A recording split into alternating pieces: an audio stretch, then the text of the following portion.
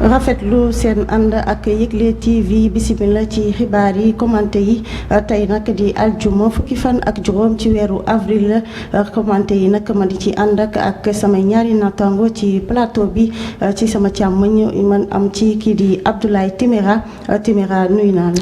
fay naa la Bassine nii naa ñëpp ñi nga xamante ne bi ñoo ngi ñuy bàyyi xel ci waxtu bi fii ci Yegle TV.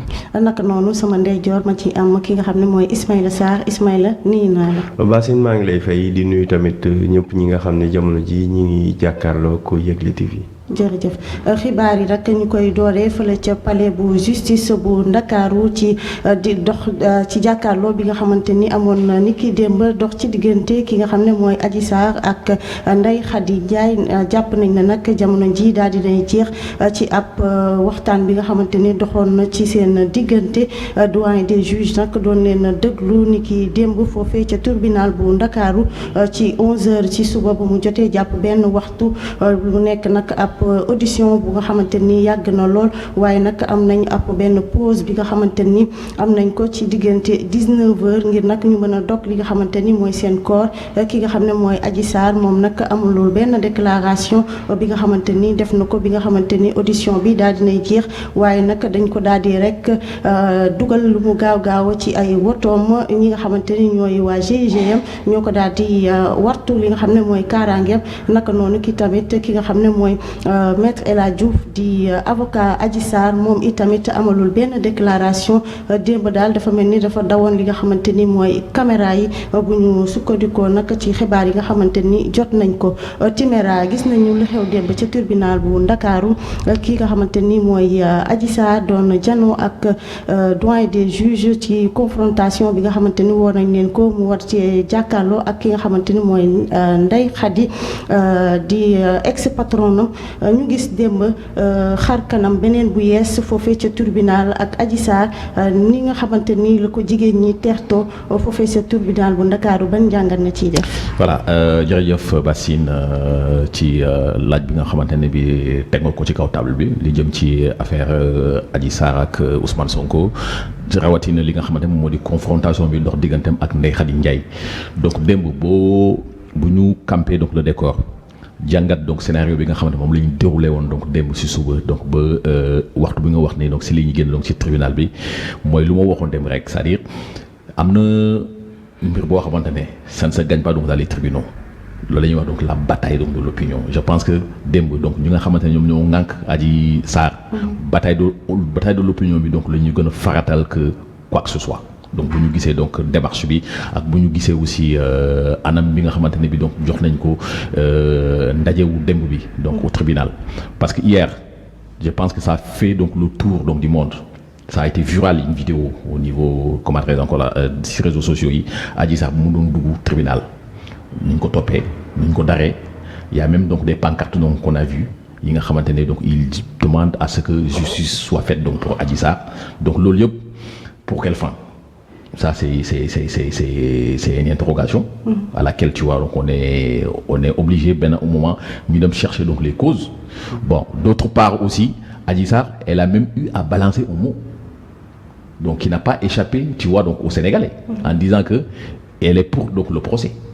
Elle a même dit donc dans un français laconique je suis au procès loolu la wax mot à mot. Peut-être elle voulait dire je suis pour au procès mais elle a dit je suis au procès. Le français est laconique mais malgré tout bon mu ne ko comprendre bon maintenant boo tegee donc lu ni mel donc man personnellement warul nekk lu nga xamante ne bi donc damay ne donc surprise la mais damay ne c'est une suite logique donc par rapport à cette bataille donc de l'opinion. Ismaïla ñu gis Adji Sarr taxawaay bi nga xamante ni moom la waa GIGM taxawu ki nga xam ne mooy Adji Sarr ci wàllum protection. Est-ce que tey jii amul lenn loo xamante ni mu ngi undu ci boobule taxawaay kan mooy Adji Sarr en réalité ba mu mën a am protection waa GIGM.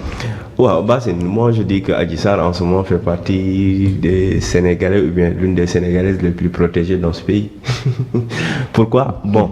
Mon présumé victime là on peut me dire ça mais il y a anguille sous roche c'est ma lecture personnelle là-dessus parce que il y a eu des gens qui étaient dans d'autres situations yu gënoon peut-être périlleux que ci mu nekk mais amul protection bi mu am c'est une question beneen mbir mi mooy Bassine quoi qu'on ak lu mënti xew qu'il y ait procès qu'il y ait non-lieu cette histoire va laisser une tache d'huile ci histoire du Sénégal parce que à l'heure où bi ñuy inauguré terre à l'heure où bi ñuy wax maanaam ci Sénégal émergent nous sommes ñu ngi ci benn débat boo xam ni baawu société la c'est-à-dire que débat bu low comme on dit c'est-à-dire que tu vois benn ministre wala benn bu ñëw naan la moo ko violé naan la sàng ça c'est une question moi je voudrais que bon sama conviction qu'on dépasse un peu les ñu yëkkati waa débat bi et en plus monsieur Timéra wax na ko mu ne tey bataille d'opinion la oui bataille d'opinion la boo gisee mise en scène bi Adji Sarr mënoon na ñëw gaare ci buntu oto bi wàcce ko ci buntu tribunal bi mu dugg amul dox na pratiquement ay 100 mètres ñu dar ko nga wax ko léegi waaye très bien protégé même ay pancarte ci gannaaw histoire pancarte yi après ñi nga xam ne ñi ngi woon ci réseaux sociaux yi ba guddi gis nañ que ni y avait des gens qu'on avait payé 5000 francs ñu ñëw yëkkati pancarte pour yuuxu après bi Adji Sarr duggee ci tribunal ci lañ dem yóbbaale seen junni. Il y a beaucoup de choses qui se sont passées. Il y a eu des insultes qui est déplorable. di wër nit di ko traiter de tous les noms. À quelle fin? À quelle fin pour mais je me dis que yaa ma violé procès am na oui procès boo nee li mu wax oui au procès mais oui au procès parce que les Sénégalais veulent savoir fan la vérité bi nekk. yaa ngi wax ci benn mbir moo yaa ngi jiiñ nit ki ne la defuma coow li bari na depuis on a 14 personnes ont perdu la vie. oui au procès kay. faaw dëgg gi génn. mais après bu dëgg gi génnee tam monsieur Timéra il faudra les sanctions. oui surtout ñu desandi ba tey ci wàllum Adji Sarr boobee nga xamante ni moom ak avocat wam ñoom nag dañoo wan ginnaaw yi nga xamante ni ñooy presse bi kii di Ndeye Khady Ndiaye ak borom këram ñoom nag taxaw nañu wax ak ñi nga xamante ñooy taskatu xibaar yi moom nag mu ngi naqarlu bu baax li nga xamante ni moo xewoon ca tribunal bu Ndakaaru moom nag jàpp na ni moom Ndeye Khady Ndiaye jàpp na ni ne audition ba mettoon na loolu ndaxte moom mu ngi bàyyi ko woon këram bu fukki waxtu si suba jotee bàyyi ab tout tànk bi nga xamante ni dafay nàmp ab jànkam di bonam di ko woo te mënul woon décroché moom Ndeye Khady Ndiaye moom nag nee na moom ki nga xamante ni moom la jàkkaarloo démb du ki nga xam ne mooy Adji Sarr bu mu xamoon beneen doomu aadama la jàpp ni moom la jàkkaarloo woon waaye du Adji Sarr moom Ndeye Khady Ndiaye bi ngi wax itamit na lépp bàyyi na ko ci loxo yi yoon na Timéra bu ñu dégloo ki nga xam ne mooy kàddu Ndeye Khady Ndiaye dafa mel ni ku yaakaaram tas. Bon, en stratégie souvent on dit que à la guerre comme à la guerre chacun y va avec ses armes conventionnelles quoi. Je pense que foofu lañ toll actuellement nii quoi. Bon yaakaar bu tas wala yaakaar bu tasul cela va de soi. Parce que de toutes les façons elle-même elle est impliquée tu vois dans cette affaire. Parce que bu demee ba ñu ne dans son imaginaire elle a l'impression que la personne avec laquelle elle a fait face hier n'est pas Adji Sarr. Ben voilà bon je ne suis pas donc dans les secrets de Dieu. Je n'ai pas été aussi présent donc au bureau donc des doyens donc des juges donc pour pouvoir poser donc le pour et le contre est-ce que donc lu mu wax am na wala amul mais moom ndey mbili bi moom am na fu mu ko teg. Parce qu'effectivement hier cette Adji Sarr que les Sénégalais ont découvert elle a vraiment du culot. Ça il faut oser le dire.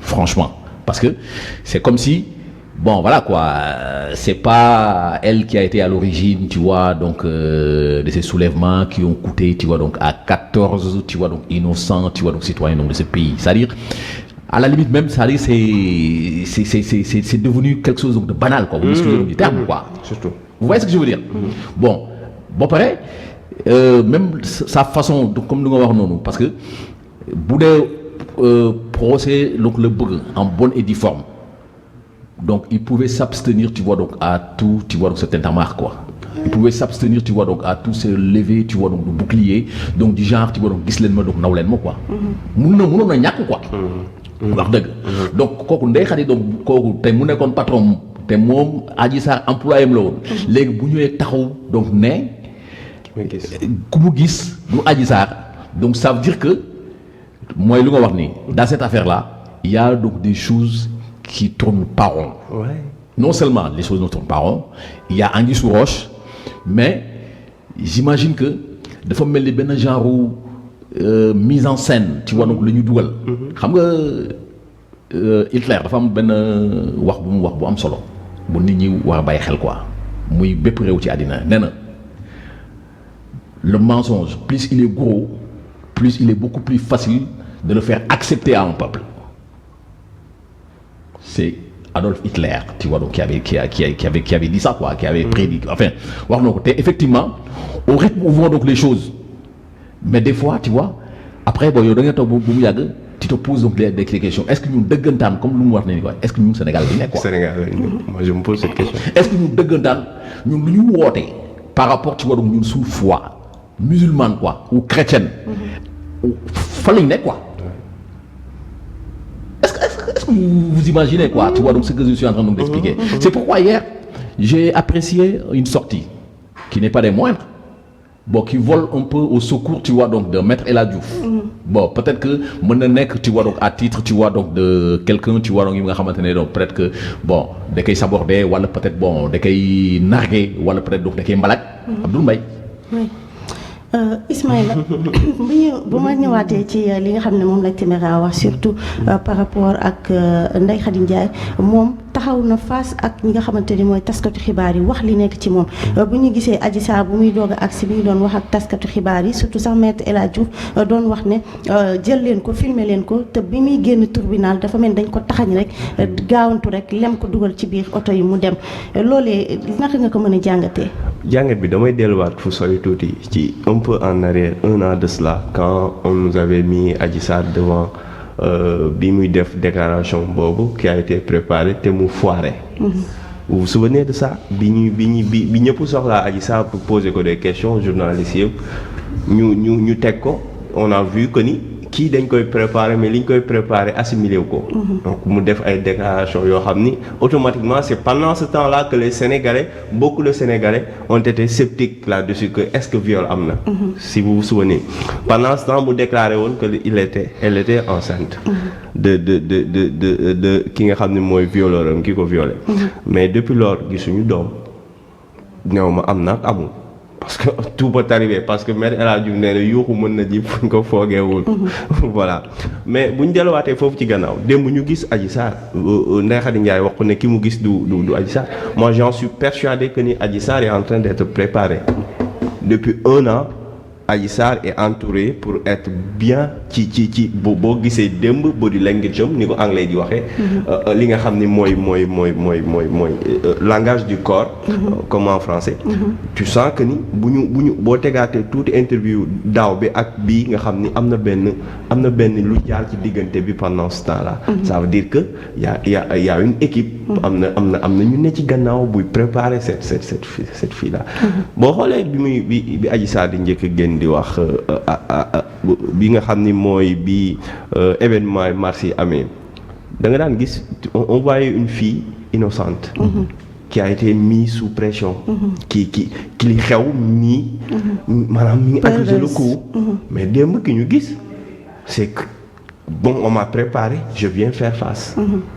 donc man ci jàngat boobu la am Ndeye Khady Ndiaye mi ma gisee ci oto bi ñu koy interview les vidéos j'ai vu aussi li nga ne tas yaakaar mais j'ai pas vu ça j'ai vu une dame très zen qui riait avec son mari que ni metti woon na ça a été long mais qui a été boo koo xam ni taxaw na wax sénégalais ne banaa lépp ci loxo yàlla lu dul dëgg du yàlla.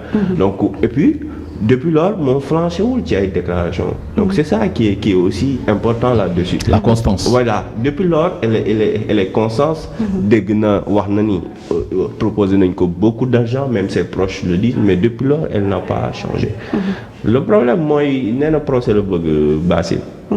dem procès que les enquêtes na enquêtes yi dem ba ci biir mais yuuxu moom dina ci fuñ ko foogeewul xaw ma nag ci man côté la. d'accord ñu wéyal xibaar yi wax nag ci mbabat bi nga xamante ne organisation kàcc nag daal di nañ koy amal ngir daal di dajale nag ñaar fukk ci suñuy xaalis million ci jàppandal bi nga xamante ni mooy ki fi nekkoon capitaine Touré moom mi nga xamante ni dañ ko jëloon ci école IAM ba noppi nag daal di ko fay dàq membre bu organisation boobu ñoom nag dajale nañ 20 millions ci suñuy koppar ci lu toll ci diirub fukki waxtu mu nekk nag ab contribution bi nga xamante ni internautes yi ñoo ko daal di jagleel ci loolee nag daal di nañ koy assurer 20 weer yi nga xamante ni dana ko dudd moom capitaine Touré di capitaine bu fi nekkoon gendarmerie moom Seydina Omar Touré.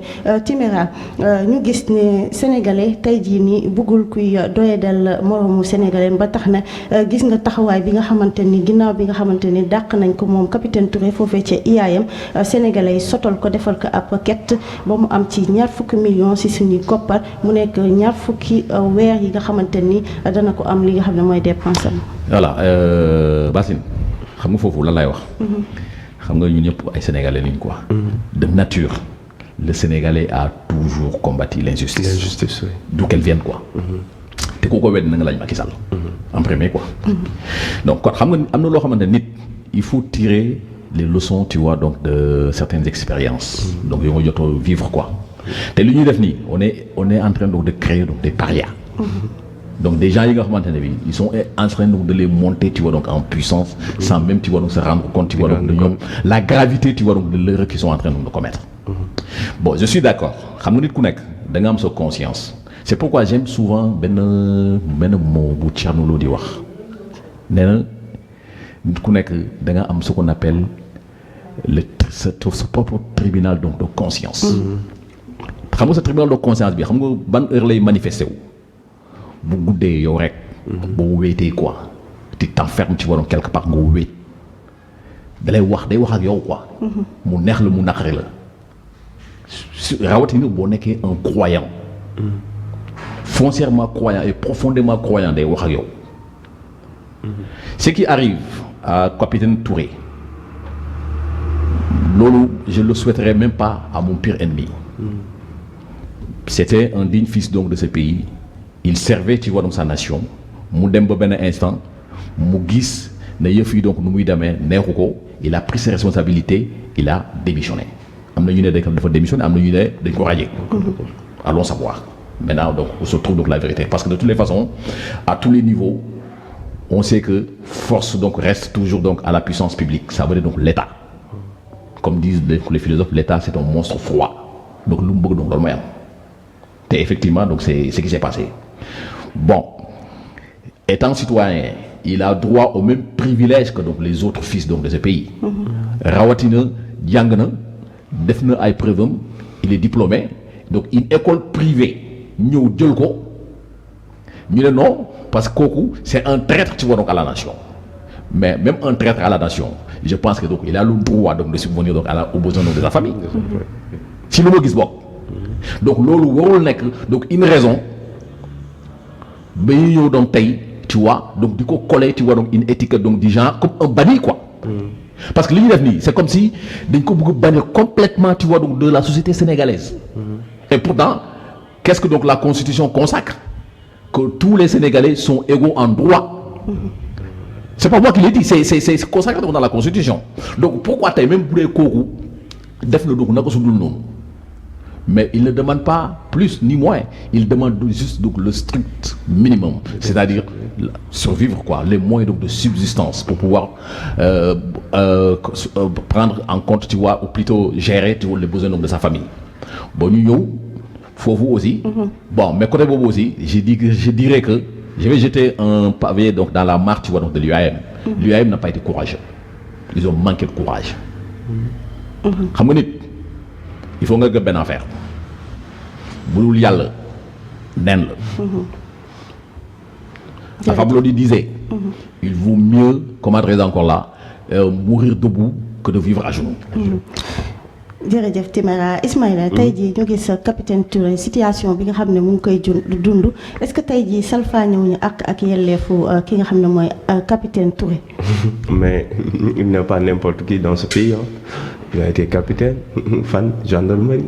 Gendarmerie boo xoolee ci force armée lañu bokk.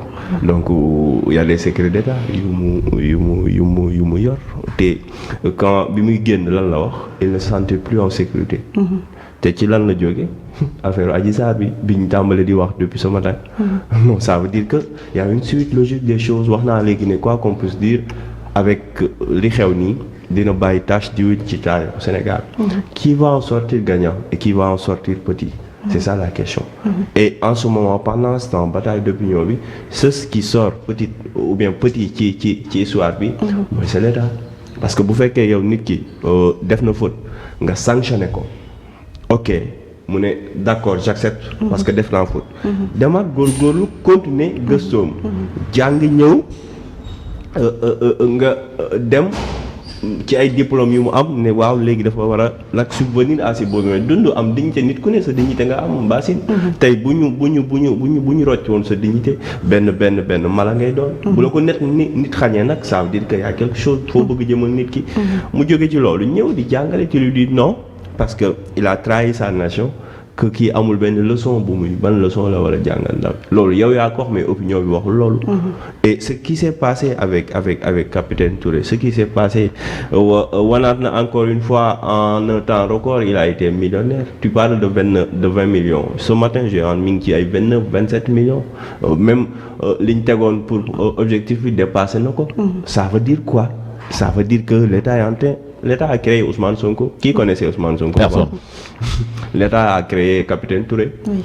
Il va créer encore d'autres gens. bu fekkee ci ligne bi lay continuer et ça va ci ñoom lay ko pouvoir rek parce que par A ou B ñun sénégalais. même ci kër gi bu ñu fi nekkee injustice am ci koo xam ne même bokkuñu dara da nga koy sentir que ni day am benn sac boo xam ne day ñëw. te loolu nag moo commencé xew te à chaque fois dossier bi di gën a dem à chaque fois état bi di créer ñeneen ñoo xam ni day retourner waat contre ñoom. Moi je pensais qu'on pouvait le laisser mu dund li nga xam ni mooy loolu muy def di jàpp mais y a des ministres qui ont détourné beaucoup d'argent ñëwaat nekk ay ministres.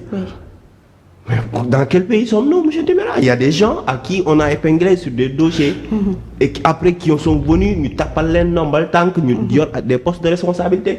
Après ñoom ñu trahir ñu réew mi. Et après tu me dis que celui-là il y a des choses qui sont bidons. Mooy li may wax sànq le débat est trop c'est-à-dire qu'on peut plus mënuñu doon nax sénégalais. Il faut qu'on se dise la vérité Bassine. bu ñu regarder ñu xoolante de face xam nañ ni on peut pas tromper le peuple tout le temps. Et ce qu'ils sont en train de faire il faut oser le dire ci ñoom rek lañ ko pouvoir. Voilà, peut-être je vais juste ajouter quelque chose par rapport à la suite de ce que Izo vient de dire, de développer. Man par rapport au cas qui capitaine Touré. J'en veux à Moustapha Diakhaté parce que Moustapha Diakhaté je prends mes responsabilités et j'assume ce que je dis parce que automatiquement il s'est fendu donc d'un post sur Facebook en traitant Touré donc de traître donc kooku comme traître la tu vois donc warul bénéficier donc d'aucun privilège tu vois donc fii donc à rawatina donc waa IAM tu vois donc di ko recruter comme professeur donc di dispenser ay cours donc ñu génn si loolu 24 heures après li xew. Donc voilà, xam nga aussi ni en toute chose il est toujours bon donc de savoir raison garder, c'est très important quoi. Donc voilà, c'est-à-dire donc se lever donc de bouclier là donc contre donc le gars comme nu nga wax noonu mais pourquoi est-ce que donc moom amul droit tu vois donc bénéficier wu tu vois donc de ce que tu vois les opportunités que donc son pays donc lui offre. Donc lu ñu ko bëgg a def en maniant wala lu ñu ko bëgg a def tu vois donc quelqu'un tu vois nga xam ne donc tekkiwul dara et pourtant il a été capitaine tu vois donc dans l'un des corps donc les prestigieux donc de l'armée sénégalaise qui plus donc la gendarmerie. jërëjëf Téméra ñu àddu nag wax ci bi la yoon ci wàllu football ak fédération sénégalaise bu football ñoom nag daan nañ jël ndogal ci anam gi nga xamante ni moom la ñu fas yéene jëfandikoo prime bu victoire bi nga xamante ni confédération africaine bu football daal nañ leen koy verser nag ci lu toll ci 2,8 milliards francs CFA si suñuy koppar soit 5 millions ci koppar dollar mu nekk ab chèque bi nga xamante ni nag fédération sénégalaise bu football moom nag fas yéene na ci ay bés yu ñu jëm nag daal di ci taxaw ci wàllum subvention ñeel association yi nga xamante ni ñoo bokk ci wàllu football bi ak ay groupement yi nga xam ne dañ cee associé mu nekk nag xibaar bi nga xam ne ci waa ECHO lañ ko jëlee. Téméra suñu ñëwee ci wàllum football bi di 33e édition bi nga xamante ni Sénégal gagné woon na li nga xam ne mooy CAN bi ci weeru février tey ji fédération bi daal ñuy jox ñaari milliards ci 800 millions ci suñuy koppar tey jii naka nga jàppee ni fédération bi nan la war a jëfandikoo boobu les koppar mu daal di jëriñ activité football bi fii ci Sénégal. Bon je pense que ren gi moom Sénégal moom gàcce ngaalama quoi. Bon, c'est en termes donc de fonds, surtout sur le plan footballistique. Alhamdoulilah, d'abord donc on est champion d'Afrique. Et en dehors donc du fait qu'on est champion d'Afrique, donc il y a donc des retombées financières. Comme montant bi nga wax noonu. Bon, 2 milliards 800 millions, il y en a même qui l'ont arrondi donc jusqu'à 3 milliards.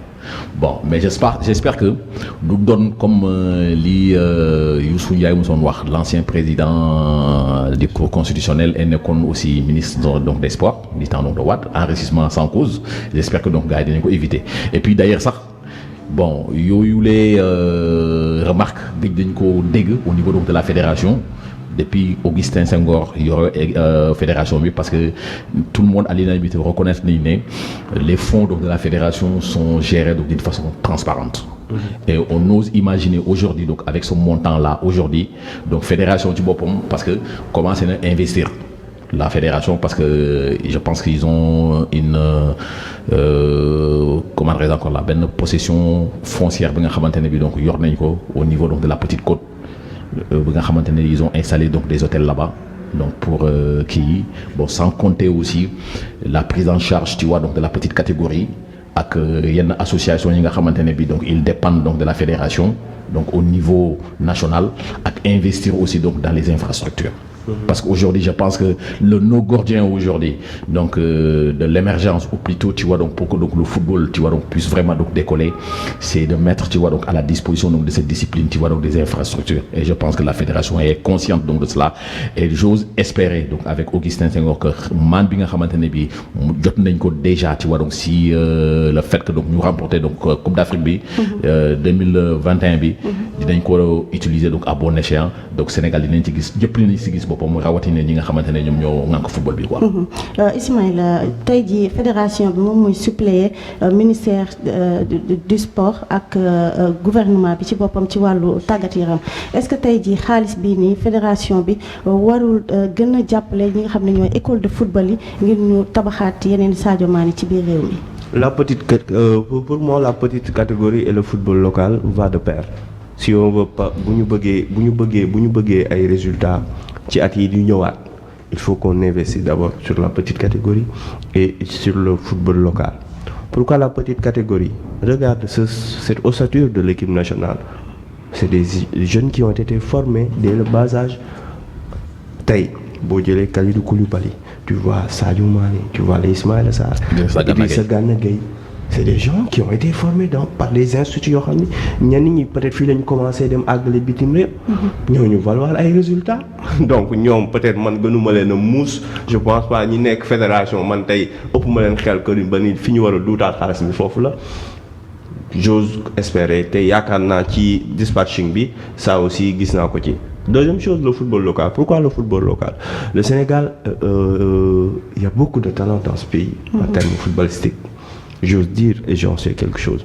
Il y a Sénégal koo gis kër boo gis nañ ne la kii ay jamonoom. Da ngay xool rek yow fi nga dëkk benn kër ñaar nañ la diw mii de même bu amee yenn âge avancé kii ay jamonoom. Parce que lan la y a pas amul benn industrie boo xam ne développé nañ ko autour du football pour mu mën a créer ay mastodonte tey des Sadio Mané on en avait mais tey ku xool football toll je te dis une chose tey Basile. tey nga am doom mu def formation wu benn centre bu tudd Timbera Foot.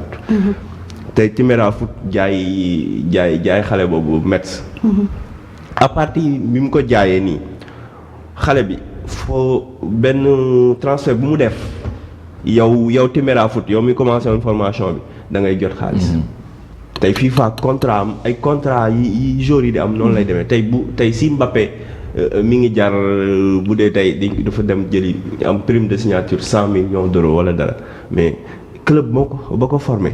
day recevoir beneen xaalis. ça veut dire que tey si on investit dans la formation parce que tey jour bi day nekk produit marchandise lay nekk. ñu baal ma ci kàddu yu mel ci industrie football jour bi tey produit la.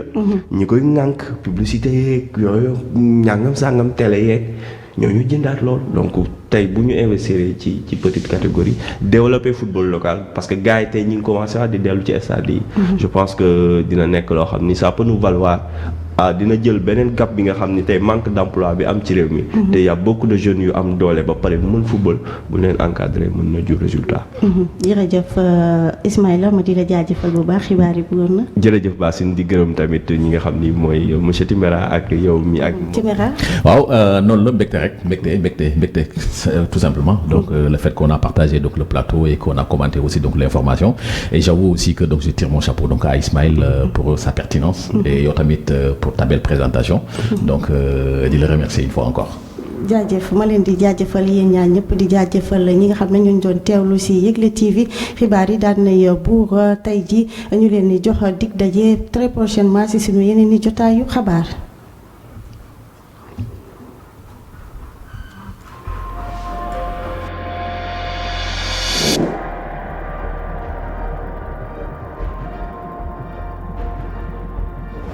Bonjour et bienvenue dans cette flash d'information où nous la démarrons au palais de justice de Dakar. La confrontation entre Adji Sarr et Ndeye Khady Ndiaye est terminée ayant démarré vers 11h du matin au bureau du doyen des juges. Les auditions ont pris fin vers 1h du matin avec une pause vers 19h pour la rupture du jeûne. Adji Sarr n'a pas fait de déclaration. Elle s'est engouffrée dans son véhicule sous protection des éléments du GIGN. Son avocat maître El Hadji Diouf aussi ne s'est pas exprimé devant les caméras des journalistes. Toujours restons dans ce chapitre. Contrairement à Adji Sarr et son avocat, Ndeye Khady Ndiaye et son mari se sont exprimés face aux journalistes à leur sortie du tribunal. C'était dur à l'intérieur parce que j'ai quitté chez moi depuis 10 heures. J'ai laissé mon enfant et depuis le matin ma bonne m'appelle au téléphone et je ne peux pas la décrocher. Ce n'est pas celle qui j'ai fait face à la section de recherche que j'ai vue aujourd'hui. Je veux que les Sénégalais je n'ai pas fait face à Adji Sarr aujourd'hui, j'ai fait face à une autre personne. Celle que j'ai vue aujourd'hui n'est pas Adji Sarr, mais je vais tout endurer avec l'aide de Dieu. Nous laissons tout à Dieu. Ce sont les propos de Ndeye Khady Ndiaye, ex-patronne de Adji Sarr. Toujours l'objectif fixé par l'organisation Kati Kati vient d'être concrétisé avec la mobilisation de 20 millions de francs CFA en faveur du capitaine déchu, récemment recruté puis limogé par son désormais ex-employeur l'IAM. Les membres de l'organisation ont mobilisé 20 millions de francs CFA en moins de 10 heures. Ils viennent d'assurer 20 mois de salaire à l'ex-capitaine de la gendarmerie Seydina Omar Touré. Terminons cette actualité. La Fédération sénégalaise de football a décidé de manière dont elle va utiliser la prime de victoire que la Confédération africaine de football lui a versée en guise de prime de victoire. Le Sénégal, qui a remporté la 33e édition de la CAN le 6 février dernier, a reçu la somme de 2,8 milliards francs CFA de la Confédération africaine de football, soit 5 millions de dollars. Le chèque reçu la Fédération sénégalaise de football procédera dès la semaine prochaine à des subventions à ces associations, membres et groupements associés, renseignent les Échos. C'en est fini pour aujourd'hui, pour l'actualité nationale. Nous vous donnons rendez-vous très prochainement sur Yegle TV. Merci.